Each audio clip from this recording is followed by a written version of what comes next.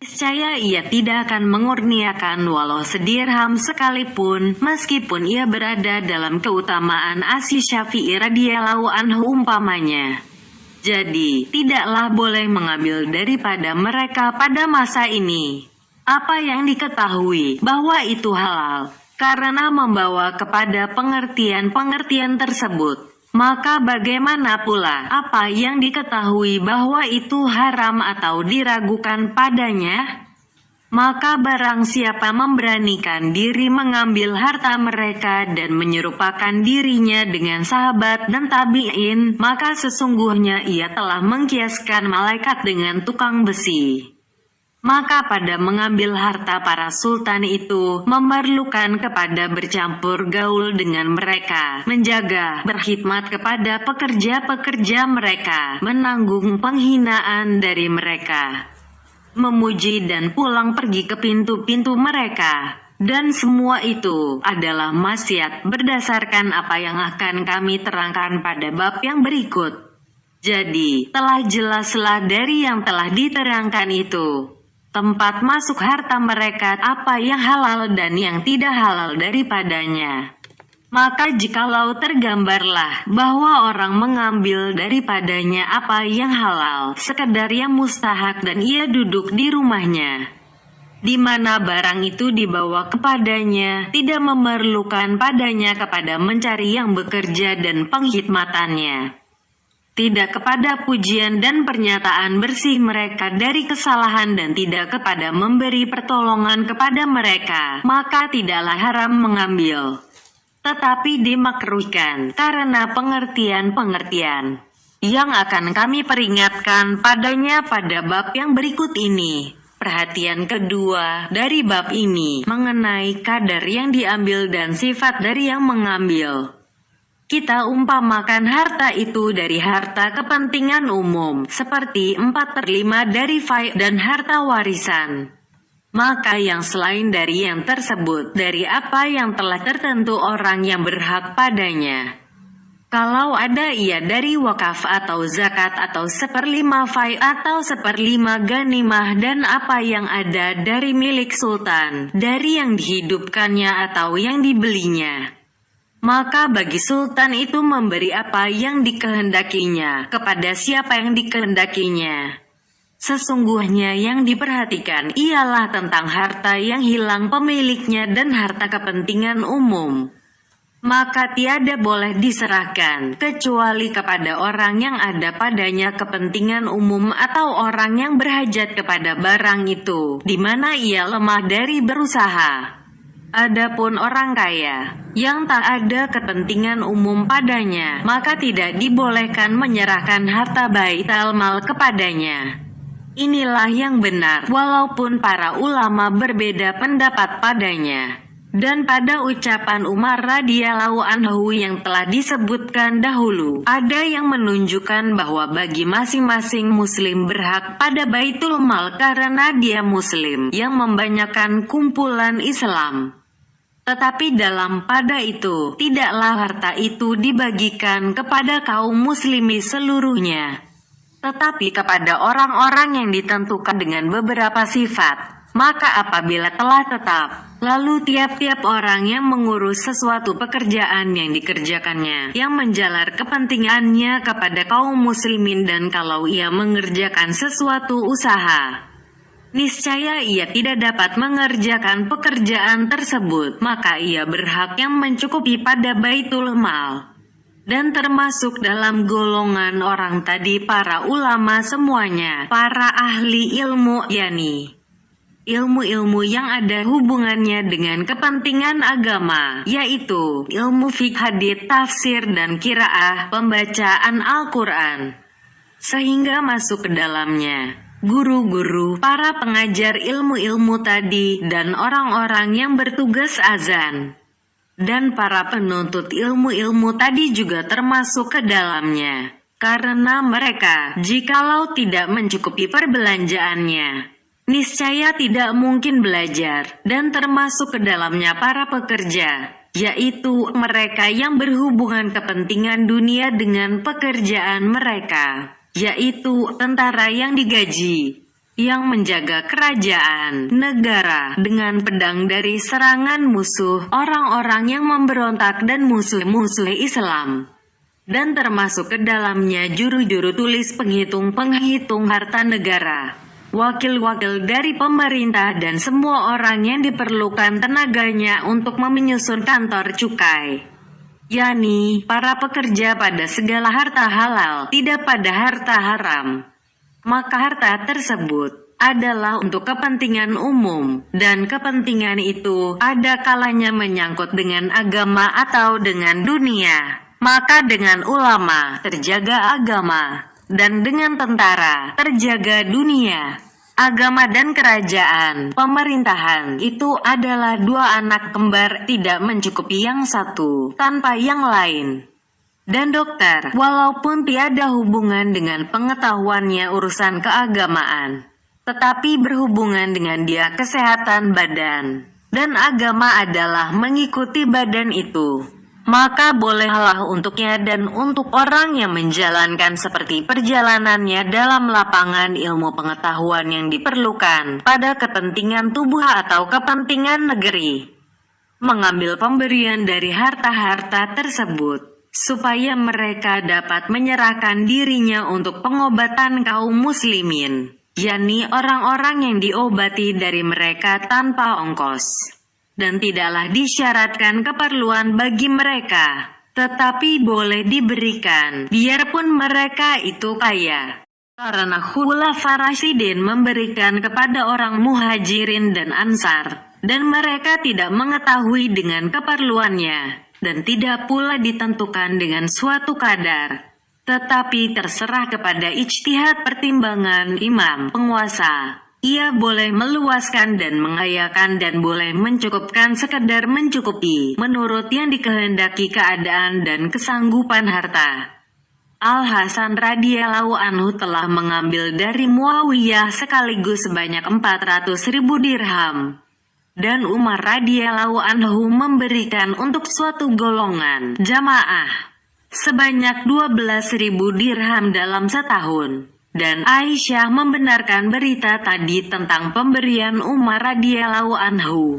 Dan untuk golongan lain Umar radhiyallahu anhu memberikan 10.000 dan untuk golongan yang lain lagi sebanyak 6.000. Dan begitulah seterusnya. Itulah harta mereka, maka dibagi-bagikan kepada mereka, sehingga tidak tinggal sedikit pun daripadanya. Maka kalau ditentukan kepada seorang dari mereka dengan harta banyak, maka tiada mengapa. Dan begitu pula sultan boleh menentukan dari harta itu untuk orang-orang tertentu dengan pemberian dan anugerah. Dan yang demikian itu telah diperbuat pada orang-orang terdahulu, salaf. Tetapi seyogyanya diperhatikan kepada kepentingan umum, manakala ditentukan kepada seorang ahli ilmu atau seorang yang berani dengan sesuatu pemberian, niscaya adalah pada yang demikian itu menggerakkan dan membangkitkan manusia kepada bekerja dan menyerupakan diri dengan orang itu. Maka itulah faedahnya pemberian, anugerah dan berbagai macam penentuan yang lain. Dan semuanya itu bergantung kepada ijtihad pertimbangan sultan. Dan sesungguhnya perhatian pada sultan-sultan yang zalim itu adalah mengenai dua hal. Pertama, bahwa sultan yang zalim itu dicegah dari memerintah, ada kalanya dengan berhenti atas kehendak sendiri atau harus diberhentikan. Maka bagaimanakah boleh diambil sesuatu daripadanya, sedang ia sebenarnya bukan sultan? Kedua, bahwa tidaklah diratakan harta sultan itu kepada semua yang bermustahak orang miskin yang berhak menerima zakat. Maka bagaimanakah diperbolehkan bagi masing-masing perseorangan mengambilnya? Adakah boleh mereka itu mengambil sekedar bahagian mereka, atau tiada diperbolehkan sekali-kali, atau diperbolehkan bagi masing-masing mengambil apa yang diberikan? Adapun yang pertama, maka menurut pendapat kami bahwa tidak dilarang mengambil hak, karena sultan zalim yang jahil. manakala ia dibantu oleh kekuasaan Syaukah dan sulit menjatuhkannya, dan pada menggantikannya timbul fitnah yang berkobar-kobar yang tak tertahan. Maka wajib meninggalkan pergantian itu dan wajib mentaatinya sebagaimana wajib mentaati amir-amir. Karena telah datang amar, perintah Nabi Shallallahu Alaihi Wasallam menyuruh taat kepada amir-amir dan melarang menarik dengan tangan daripada menolong mereka dengan beberapa amar dan peringatan. Maka menurut pendapat kami, bahwa khilafah, kekhalifahan, adalah sah bagi yang memangkunya dari Bani Abbas radhiyallahu anhu. Dan pemerintahan itu berjalan bagi para sultan di segala daerah negeri dan bagi orang-orang yang melakukan bayah, sumpah setia kepada khalifah.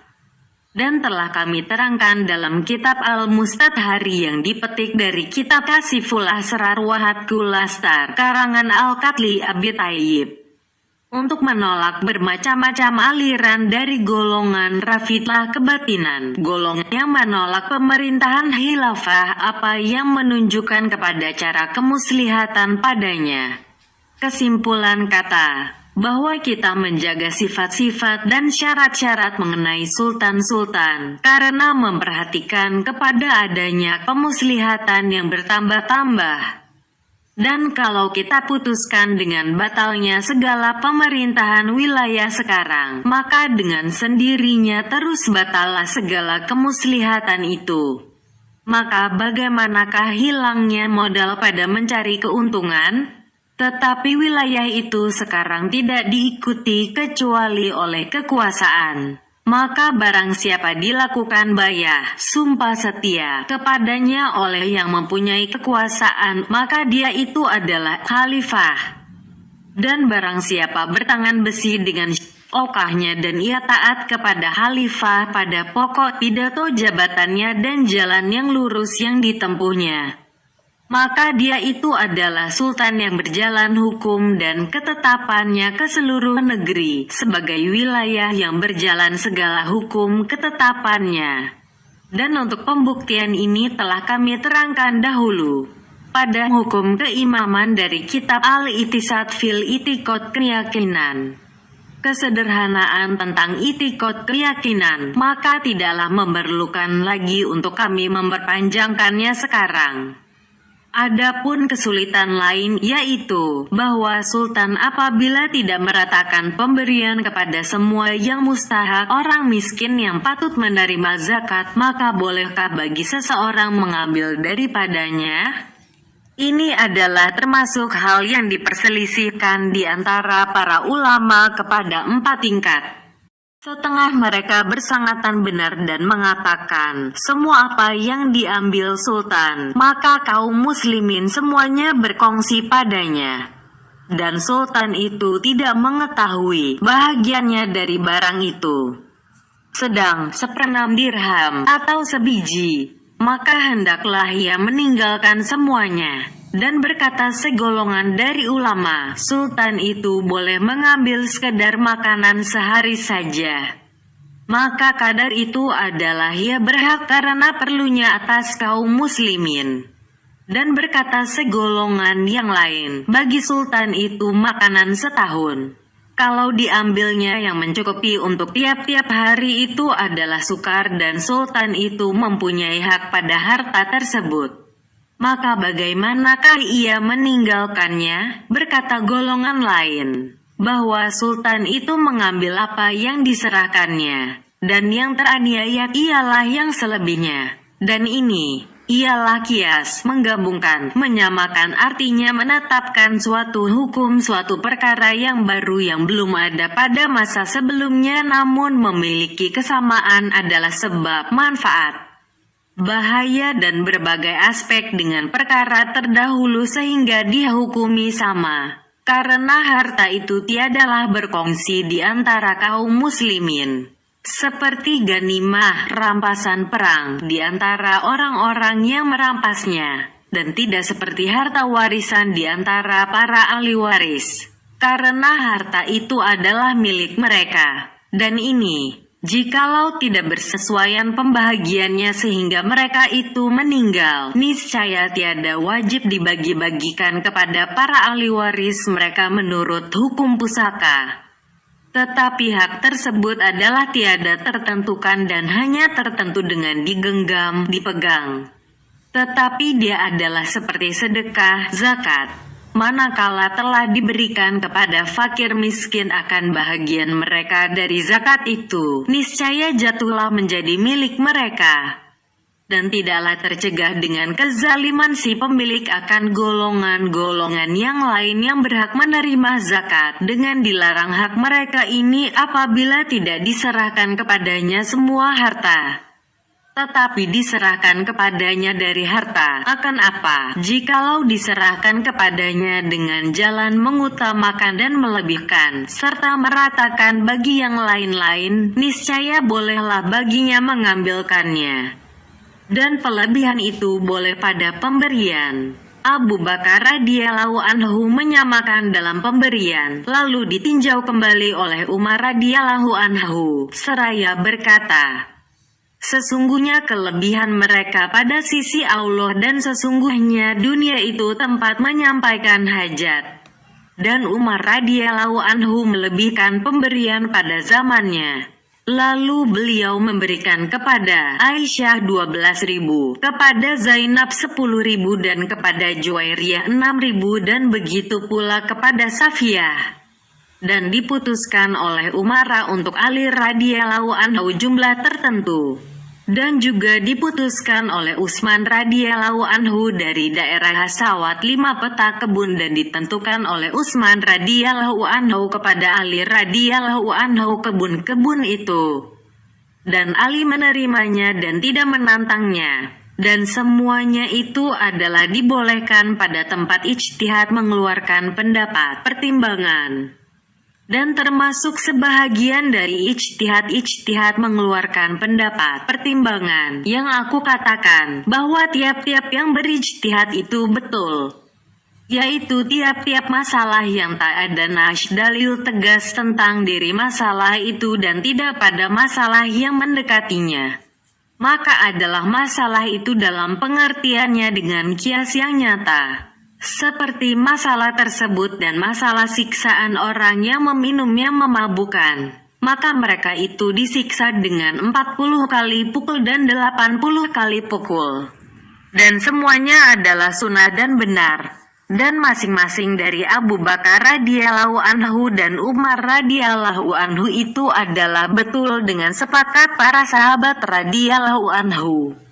Karena yang dilebihkan ialah apa yang dikembalikan pada zaman Umar dari sesuatu kepada yang lebih dari apa yang telah diambilnya pada zaman Abu Bakar. Dan tidaklah yang lebih itu tercegah daripada menerima kelebihan pada zaman Umar. Dan bersekutu padanya semua sahabat dan mereka berkeyakinan bahwa masing-masing dari kedua pendapat itu adalah benar. Maka hendaklah diambil yang sejenis ini sebagai undang-undang dasar, dustur, bagi perselisihan-perselisihan yang membetulkan semua orang yang berijtihad mengeluarkan pendapat, pertimbangan padanya. Adapun tiap-tiap masalah yang sedikit sekali nas atau kias yang terang padanya dari orang yang berijtihad mengeluarkan pendapat, pertimbangan, disebabkan kelalaian atau salah pendapat dan ada dalam kekuatan, di mana hukum dari yang berijtihad itu dirombak, maka tidaklah kami mengatakan padanya bahwa masing-masing itu benar. Tetapi yang benar ialah orang yang memperoleh nas dalil yang tegas atau yang dalam pengertian nas. Dan sesungguhnya telah diperoleh dari kumpulan ini bahwa orang yang mendapat dari orang-orang tertentu yang bersifat dengan sifat yang menyangkut segala kemuslihatan agama atau dunia padanya dan ia mengambil dari sultan anugerah atau kurnia atas peninggalan orang mati atau jizyah. Niscaya tidaklah ia menjadi fasik dengan semata-mata mengambilnya, dan hanya ia fasik dengan pelayanannya dan pertolongannya yang diberikannya kepada sultan-sultan itu. dan masuknya kepada mereka, memuji dan menyanjung mereka dan sebagainya dari segala kelaziman, di mana biasanya harta itu tidak diserahkan, kecuali dengan hal-hal yang tersebut, sebagaimana akan kami jelaskan nanti. Bab ke-6 mengenai yang halal dan yang haram dari hal bercampur baur dengan sultan-sultan yang zalim. Hukum mendatangi majelis mereka, masuk ke tempat mereka dan memuliakan mereka. Ketahuilah kiranya bahwa Anda bersama amir-amir, pegawai-pegawai dan orang-orang zalim mempunyai 3 hal. Hal pertama, yaitu yang terburuk, ialah bahwa Anda masuk ke tempat mereka. Hal kedua, yaitu yang kurang buruk dari itu, ialah mereka masuk ke tempat Anda. Hal ketiga, yaitu yang lebih selamat, ialah bahwa Anda mengasingkan diri dari mereka. Maka Anda tidak melihat mereka dan mereka tiada melihat Anda. Adapun hal pertama tadi, yaitu masuk ke tempat mereka, maka itu adalah tercela sekali pada agama. Mengenai itu terdapat ancaman yang berat dan sangat yang tersebut dalam hadits dan atsar. Maka marilah kami nukilkan supaya engkau ketahui akan celaan agama itu. Kemudian kami bentangkan bagi yang diharamkan, yang diperbolehkan dan yang dimakruhkan daripadanya, menurut yang dikehendaki oleh fatwa pada ilmu zahir.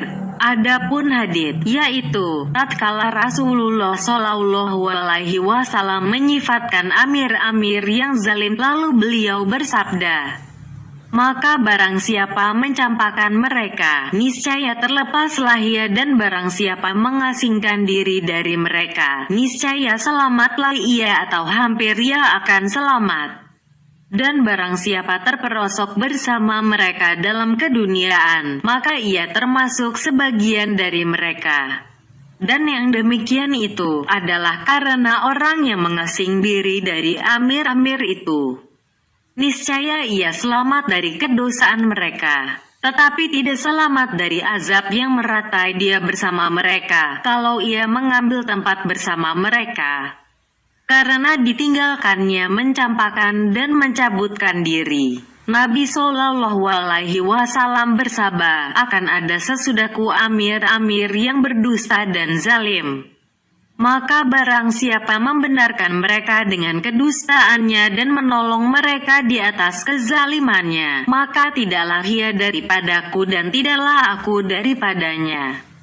Dan ia tidak akan datang ke kolam Nabi Shallallahu Alaihi Wasallam di negeri akhirat nanti. Diriwayatkan Abu Hurairah radhiyallahu anhu bahwa Nabi Shallallahu Alaihi Wasallam bersabda, ahli qiraah, ahli pembacaan Al-Quran yang sangat dimarahi Allah Ta'ala ialah mereka yang mengunjungi amir-amir. Dan pada suatu hadits tersebut amir yang baik ialah yang datang kepada ulama, dan ulama yang jahat ialah yang datang kepada amir. Dan pada suatu hadits tersebut ulama itu adalah pemegang amanah Rasul pada hamba-hamba Allah, selama mereka tidak bercampur baur dengan sultan. Maka apabila mereka berbuat yang demikian, sesungguhnya mereka telah berkhianat kepada Rasul. Maka waspadalah terhadap mereka dan jauhkanlah dirimu daripadanya. Hadits ini diriwayatkan oleh Anas radhiyallahu anhu. Adapun atsar, maka berkatalah Hudzaifah, awasilah dari tempat-tempat fitnah. Lalu orang bertanya, manakah tempat-tempat fitnah itu? Hudzaifah menjawab, pintu-pintu para amir yang dimasuki oleh seorang tamu ke tempat amir itu, lalu membenarkannya dengan kedustaan dan mengatakan apa yang tidak ada mengenai amir itu. Abu Dzar mengatakan kepada Salmah, wahai Salmah, janganlah engkau datangi pintu-pintu para sultan, karena engkau tidak akan dapat membahayakan sedikit pun dari dunia mereka, melainkan mereka telah membahayakan akan agamamu yang lebih utama daripadanya. Berkata Sufyan, dalam neraka jahanam. Ada sebuah lembah yang tidak ditempati kecuali oleh para ahli qiraah Al-Qur'an yang mengunjungi raja-raja. Al-Auza'i berkata, tiadalah sesuatu yang lebih dimarahi Allah selain dari orang alim yang mengunjungi pegawai yang bekerja pada raja. Samnun berkata, alangkah kejinya seorang alim yang didatangi tempatnya, maka ia tidak didapati.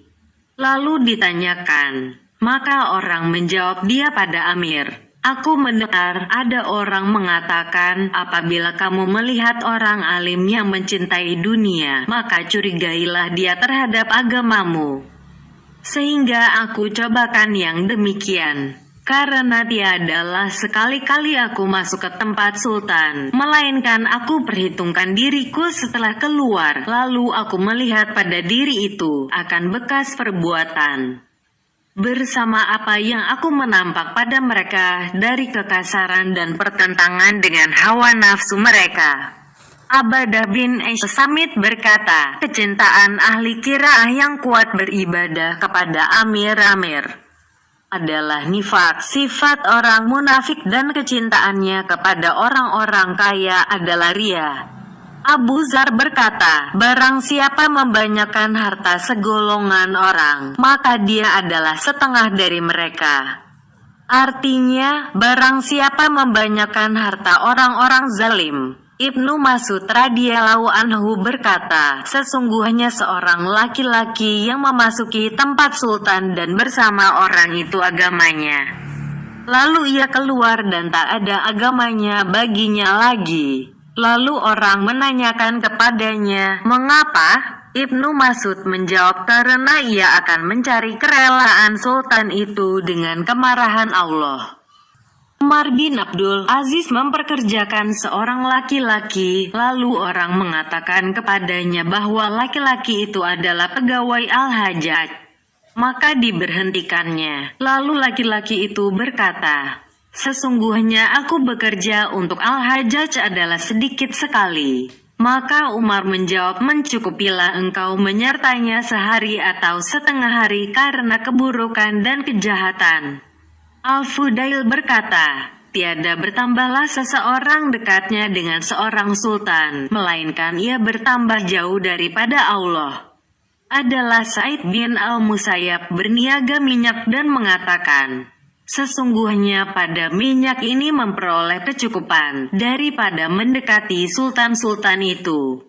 Wuhaib berkata, mereka yang masuk ke tempat raja-raja lebih mendatangkan kemelaratan kepada umat daripada orang-orang yang bermain judi. Berkata Muhammad bin Salmah, lalat di atas kotoran adalah lebih baik dari ahli qiraah qori pada pintu mereka raja-raja. Tatkala Az-Zuhri bercampur baur dengan sultan, lalu seorang saudaranya seagama menulis surat kepadanya, kiranya Allah mendatangkan sehat walafiat kepada kita. Jagalah, wahai Abu Bakar, panggilan kepada Az-Zuhair dari fitnah. Engkau telah menjadi dalam keadaan yang seyogyanya bagi orang yang mengenal engkau, untuk mendoa kepada Allah bagi engkau dan berbelas kasihan kepada engkau. Engkau telah menjadi seorang syaikh besar yang telah banyaklah nikmat Allah kepadamu. Karena diberinya kamu pemahaman akan kitabnya dan diajarinya kamu sunnah nabinya Muhammad Sallallahu Alaihi Wasallam. Bukanlah demikian, Allah telah mengambil ikatan perjanjian dengan para ulama. Allah Ta'ala berfirman, bahwa kamu akan menerangkan kitab itu kepada manusia dan tidak akan menyembunyikannya. Surah 3 Ali Imran ayat 187. Ketahuilah bahwa yang termudah dari apa yang telah engkau kerjakan dan yang teringan dari yang telah engkau pikulkan, ialah engkau telah berjinak-jinakan dengan keliaran orang zalim dan engkau mudahkan jalan kedurhakaan. Dengan engkau mendekati orang yang tidak menunaikan yang benar dan tidak meninggalkan yang salah ketika ia mendekati engkau. Mereka membuat engkau menjadi pusat yang berputar di atas engkau roda kezaliman mereka. diambilnya engkau menjadi jembatan yang dilaluinya di atas engkau, kepada bencana yang ditimbulkan mereka dan tangga yang dinaikinya pada tangga itu kepada kesesatan. Dan mereka masukkan dengan sebab engkau keraguan kepada para ulama dan mereka patuhkan dengan sebab engkau hati orang-orang bodoh. Maka alangkah mudahnya apa yang mereka bangun untuk engkau, di samping apa yang mereka robohkan ke atas pundak engkau. Alangkah banyaknya yang mereka ambil dari engkau mengenai apa yang mereka rusakkan ke atas engkau dari agama engkau. Maka tidaklah engkau aman dari menjadi sebahagian dari orang yang difirmankan oleh Allah Ta'ala tentang mereka. Kemudian mereka digantikan oleh satu angkatan yang meninggalkan sembahyang. Surat 19 Maryam ayat 59. Sesungguhnya engkau bergaul dengan orang yang tidak bodoh dan menjaga terhadapmu orang yang tidak lalai. Maka obatilah agamamu, yang sesungguhnya telah masuk kepadanya penyakit, dan sediakanlah perbekalanmu, yang sesungguhnya telah tiba saat bermusafir jauh, dan tidaklah tersembunyi pada Allah sesuatu di bumi dan di langit. Surat 14 Ibrahim ayat 38. Wassalam. Maka segala hadits dan atsar tersebut menunjukkan bahwa pada bercampur baur dengan sultan-sultan itu terdapat fitnah-fitnah dan berbagai macam kerusakan. Tetapi akan kami uraikan yang demikian itu secara uraian fikih, di mana kami akan memperbedakan padanya akan yang terlarang dari yang makruh dan yang mubah. Maka kami mulai bahwa orang yang masuk ke tempat sultan adalah datang untuk mendurhakai Allah Ta'ala. Ada kalanya dengan perbuatannya atau dengan diamnya atau dengan perkataannya atau dengan itikad keyakinan. Maka tidaklah terlepas dari salah satu hal-hal tersebut. Adapun perbuatan, maka memasuki tempat raja-raja itu dalam banyak hal adalah memasuki rumah-rumah rampokan, melangkahkan kaki dan memasuki rumah-rumah tersebut tanpa izin pemiliknya adalah haram. Dan janganlah engkau tertipu dengan perkataan orang yang mengatakan bahwa yang demikian itu termasuk sebahagian dari apa yang bermaaf-maafan manusia padanya, seperti sebiji tamar atau beberapa hancuran roti. Sesungguhnya yang demikian itu benar pada bukan barang rampokan. Adapun barang rampokan, maka tidaklah demikian. Karena kalau dikatakan bahwa tiap-tiap duduk yang ringan, yang sebentar, tidaklah mengurangkan milik, maka duduk yang demikian itu adalah pada tempat bermaaf-maafan, dan begitu pula singgah sebentar, maka berlakulah ini pada tiap-tiap orang, lalu berlaku pula pada kumpulan orang. Dan perampokan itu hanya sempurna dengan perbuatan semua orang, dan hanya bermaaf-maafan padanya apabila sendirian, karena kalau diketahui oleh pemiliknya, kadang-kadang tidak merasa benci hati kepadanya. Adapun apabila yang demikian itu menjadi jalan kepada menghabiskan dengan perkongsian, maka hukum pengharaman itu tertarik kepada semua. Maka tidaklah boleh untuk mengambil milik seseorang menjadi jalan karena berpegang bahwa tiap-tiap seorang dari orang-orang yang lalu sesungguhnya ia melangkah akan suatu langkah yang tidak mengurangkan milik, karena jumlah orang itulah yang menghilangkan milik, dan itu adalah seperti pukulan yang ringan pada pengajaran, adalah diperbolehkan, tetapi dengan syarat sendirian. Maka jikalau berkumpul segolongan orang memukul dengan pukulan-pukulan yang mengharuskan mati, niscaya wajiblah qisas pembalasan kepada semua. Sedangkan masing-masing dari pukulan itu, jikalau sendiri-sendiri, niscaya tidaklah mewajibkan qisas. Kalau diumpamakan adanya orang zalim itu pada tempat yang bukan rampokan, seperti pada tanah yang tak berpunya umpamanya, maka kalau ada di bawah kemah atau payung besar dari harta orang zalim tersebut, maka itu haram, dan masuk kepadanya tidak dibolehkan. Karena yang demikian itu mengambil manfaat dengan yang haram dan bernaung di bawah yang haram.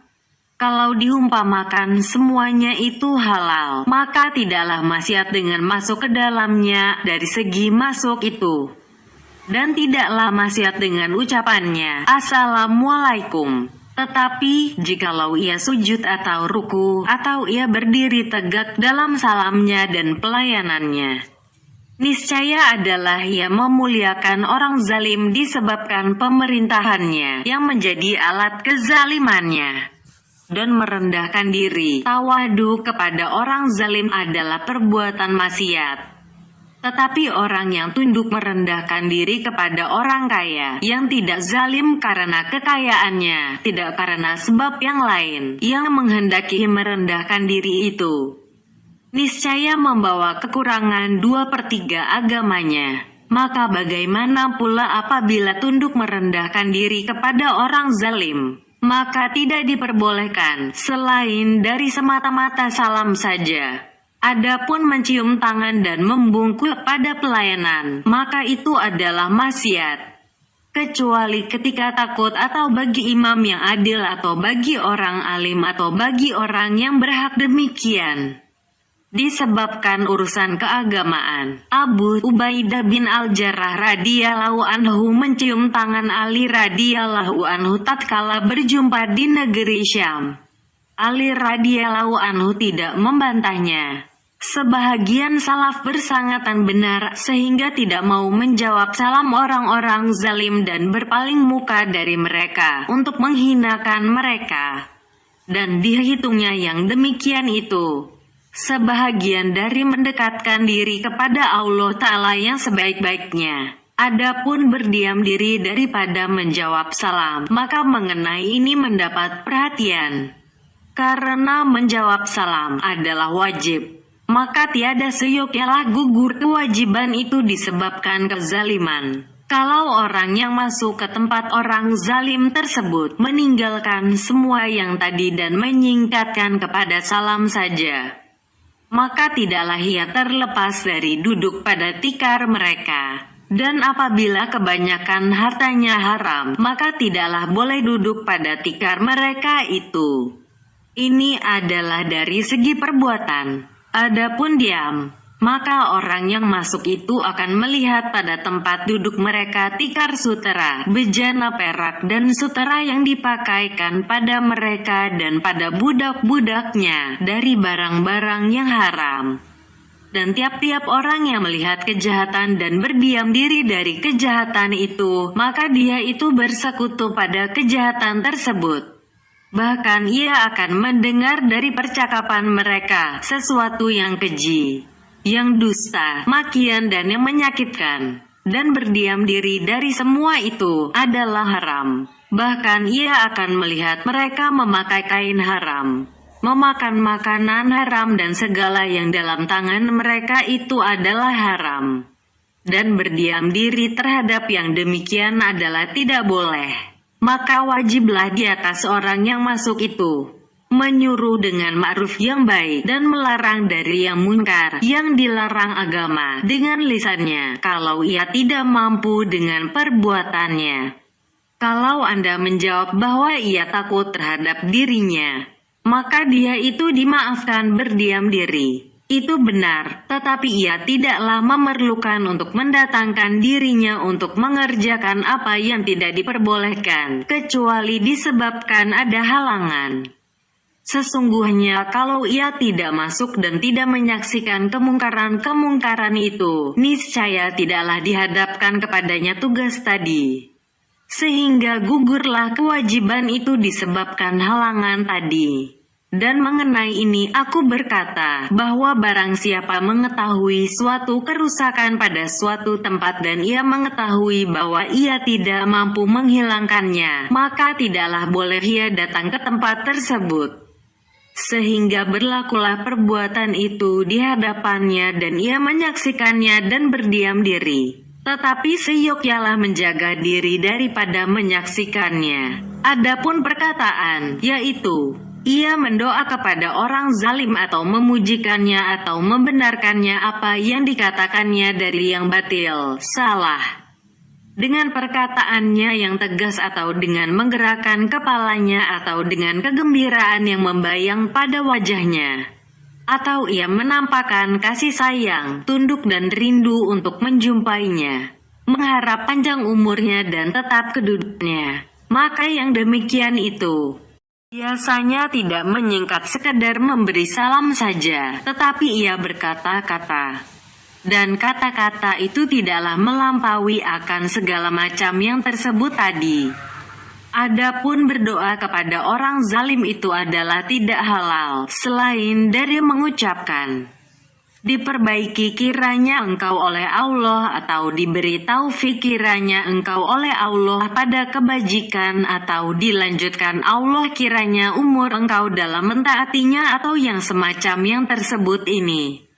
Adapun doa dengan penjagaan dari Allah, lanjut umur dan berlimpah-limpah nikmat, serta dengan sebutan penghulu dan yang searti dengan itu, maka tidak boleh.